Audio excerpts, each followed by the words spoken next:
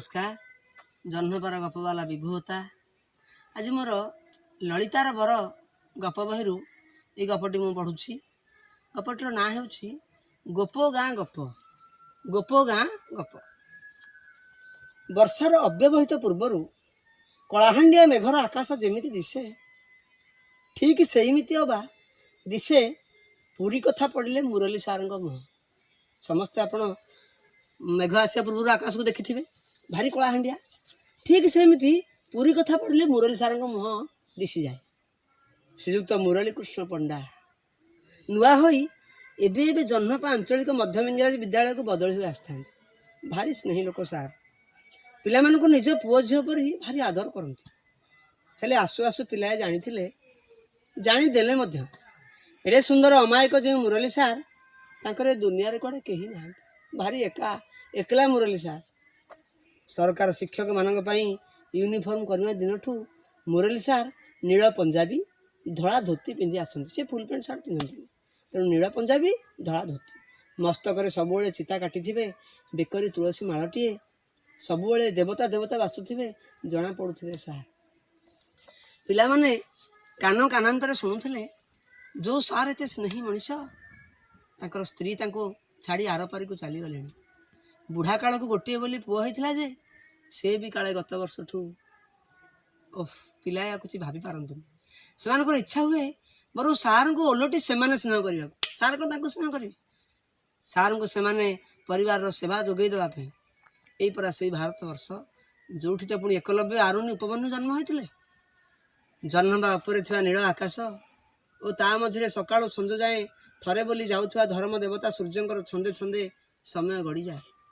चमत्कार पढ़ाती सार केतेबेले केमिति पाठ न आसिले सरू बेतरे पिला मानकु स्नेह दंड भी दियंती। पिला एतिकी जानती एमिति केते थर मध्ये पिला देखिलेनी पूरी कथा उठिले सार के जानि क्या अन्यमनस्क हो जाउछंती।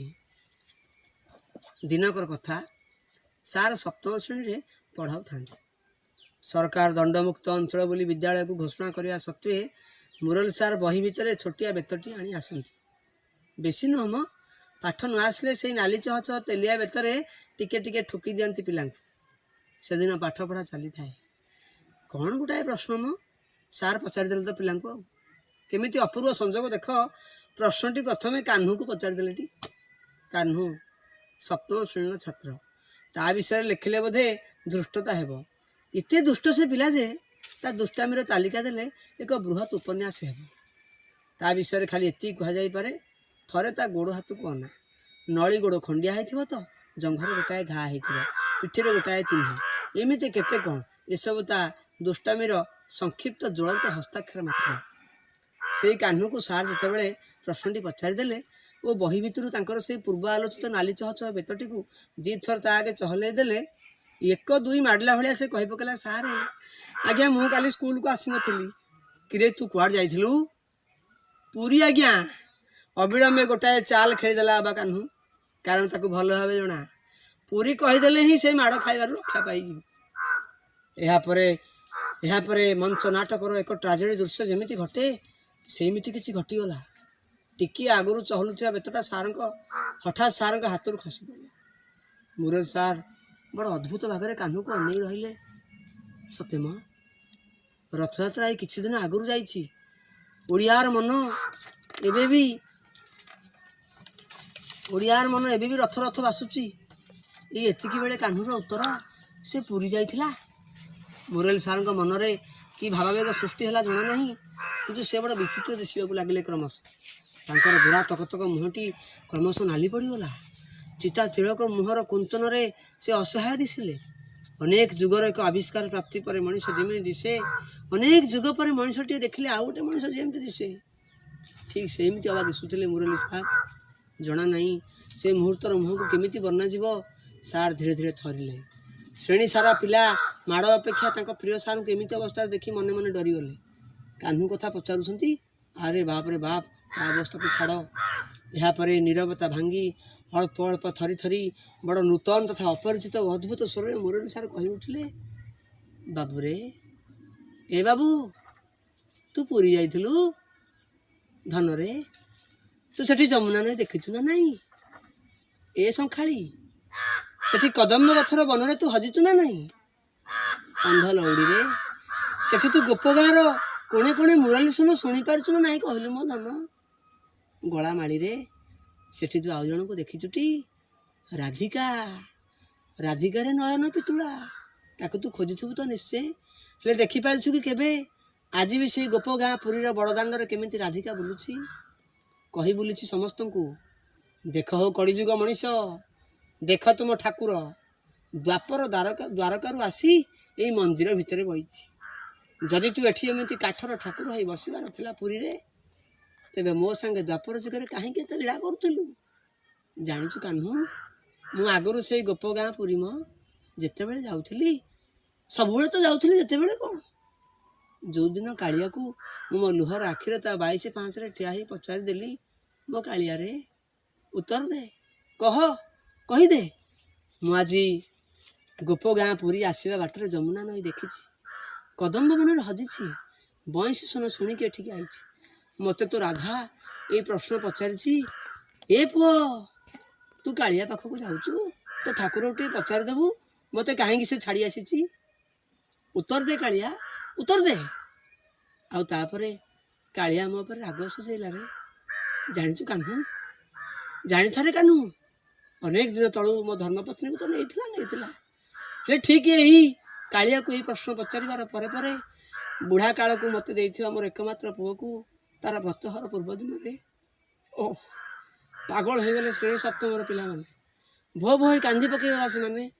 ସବୁ ପିଲାଙ୍କ ଆଖି ଆଉ ଗାଲ ସାରା ଲୁହ ଆଉ ଲୁହ, କୁନି କୁନି ନାକଟି ସାରା ସିଙ୍ଘାଣି ଖାଲି ସିଙ୍ଘାଣି, କଣ୍ଠ ସାରା କୁହ ପୁଣି କୁହ।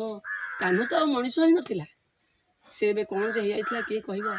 ମୁରଲି ସାର୍ କହୁଥାନ୍ତି ତ ତାଙ୍କ ଛାତିକୁ ଜୋରରେ ଜାବୁଡ଼ି ଧରୁଥାନ୍ତି। ଜାଣିଛୁ କାହ୍ନୁ, ମୋ ପୁଅର ବ୍ରତହର ପୂର୍ବ ଦିନରେ କାଳିଆ ତା ପାଖକୁ ତାକୁ ନେଇଗଲା। ଲୁଗା କିଣା ସାରି ଦେଇଥିଲି, ହୋମ ପାଇଁ ଜିନିଷ, ତା ପାଇଁ ମଠା ନିମନ୍ତ୍ରଣ ପତ୍ର ସବୁ କିଛି କିଣି ଦେଇଥିଲି, ହେଲେ କାଳିଆ ତ ବୁଝିଲାନି। ମୁଁ ତା ରାଧିକା କଥା ତାକୁ ପଚାରି ଦେଇ ଏମିତି କି ଦୋଷ କରିଦେଲି ଯେ ମୋତେ ଏତେ ବଡ଼ ଦଣ୍ଡ ଦେଲା? ମୁଁ ଠିକ୍ ତ ଶୁଣିପାରେ ପୁରୀ ଗଲେ ସେଇ କଦମ୍ବ ବନ, ସେଇ ବଇଁଶୀ ସ୍ୱନ, ସେ କେମିତି, ଏକଥା ମୁଁ ତାକୁ କେମିତି ପଚାରିନଥାନ୍ତି କହିଲୁ? ମନେ ଅଛି ରେ, ସ୍ୱର୍ଗଦ୍ୱାରରେ ଯେତେବେଳେ ମୋ ପୁଅର ଚିତାଗ୍ନି ଜଳିଲା, କାଳିଆକୁ କ'ଣ ଏକଥା ଅଜଣା ଥିଲା? ଆରେ ଆରେ ଆରେ ଏ କ'ଣ ଘଟୁଛି? ମୁରଲି ସାର୍ ଛାତିକୁ ଜାବୁଡ଼ି ଧରିଲେ ଓ ଗଛ କାଟିଲା ଭଳି ଭୁସ୍ ଭାସ୍ ତଳେ ପଡ଼ିଗଲେ। ସାର୍ଙ୍କ ଆଖି ପତା ଓ ମୁହଁ ଧୀରେ ଧୀରେ କଳା ପଡ଼ି ଆସୁଥିଲା। ପିଲାଏ ରଡ଼ି ଛାଡ଼ି ଦୌଡ଼ାଦୌଡ଼ି ହେଲେ, ପଞ୍ଝାଏ ସାର୍ ଘେରିଗଲେ ତ ସାର୍ଙ୍କୁ ଆଉ ଦଳେ ଅନ୍ୟ ସାର୍ଙ୍କୁ ଡାକିବାକୁ କମନ ରୁମ୍କୁ ଦୌଡ଼ିଲେ। ଅଥଚ କାହ୍ନୁ ଗୋଟାଏ ପ୍ରାଗୈତିହାସିକ ପଥର ପରି ମୁରଲି ସାର୍ଙ୍କୁ ଅନାଇ ରହିଥାଏ। ତାର ଇଚ୍ଛା ହେଉଥାଏ ବଡ଼ ପାଟିରେ ସାରା ପୃଥିବୀ ଶୁଣିପାରିବା ଭଳି ଉଚ୍ଚ ସ୍ୱରରେ, ସାରା ପୃଥିବୀର କୋଣ ଅନୁକୋଣରେ ପ୍ରତିଧ୍ୱନି ପ୍ରକମ୍ପିତ ଭାବରେ ସ୍ୱରରେ କହିଦେବାକୁ, ସାର୍ ମୁଁ ପୁରୀ ଯାଇନଥିଲି ଆଜ୍ଞା, ଆପଣଙ୍କଠୁ ମାଡ଼ ଖାଇବାରୁ ବଞ୍ଚିବା ପାଇଁ ମୋ ବାସନ୍ଦ ଆପଣଙ୍କୁ ମିଛଟେ କହିଦେଇଛି। ମୁଁ ଆପଣଙ୍କ ପୁଅ ପରା, ମୋତେ କ'ଣ ଆପଣ କ୍ଷମା କରିଦେବେନି? ହେଲେ କାହ୍ନୁ କିଛି କହିପାରୁନଥିଲା। ସେଦିନ ମୁରଲି ସାର୍ଙ୍କ ଚିତା ଜଳିବା ବେଳେ କାହ୍ନୁ ହିଁ ସାର୍ଙ୍କ ମୁହଁରେ ମୁଖାଗ୍ନି ଦେବାର ସୌଭାଗ୍ୟ ଲାଭ କରିଥିଲା। ଶୋକ ଦିବସ ଦିନ କେତେ କିଏ ସାର୍ଙ୍କ ଗୁଣଗାନ କଲେ, ହେଲେ ଶେଷରେ ଉଠିଥିଲା କାହ୍ନୁ। ସେ ଏତିକି କହିଥିଲା, କେଇ ଟୋପା ନୀରବ ଅଶ୍ରୁପାତ, ଶବ୍ଦଟେ ବି କହିଲାନି। ଏହାପରେ ସେ ସେଠୁ ଉଠିଗଲା। ନୀରବରେ ବଣ ପାହାଡ଼ ଜଙ୍ଗଲ ଇନ୍ଦ୍ରଧନୁ ଫୁଲ ଫଗୁଣ ସମସ୍ତଙ୍କୁ ସେ ପଚାରିଲା, ଏଇଟା କ'ଣ ଠିକ୍ ହେଲା କିରେ କାଳିଆ?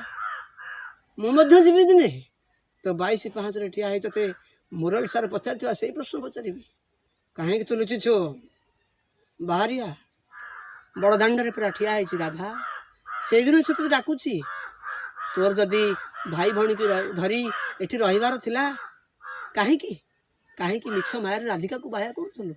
ବାହାରିଆ, ଆଉ ଦେଖିବି କ'ଣ ତୁ ମୋର କରିପାରିବୁ। ଗୋଟେ ମଣିଷର ତା ଠାକୁର ପାଖରେ ବଡ଼ ସମ୍ବଳ କ'ଣ କହିଲୁ? ଅଭିମାନ ପରା। ନମସ୍କାର।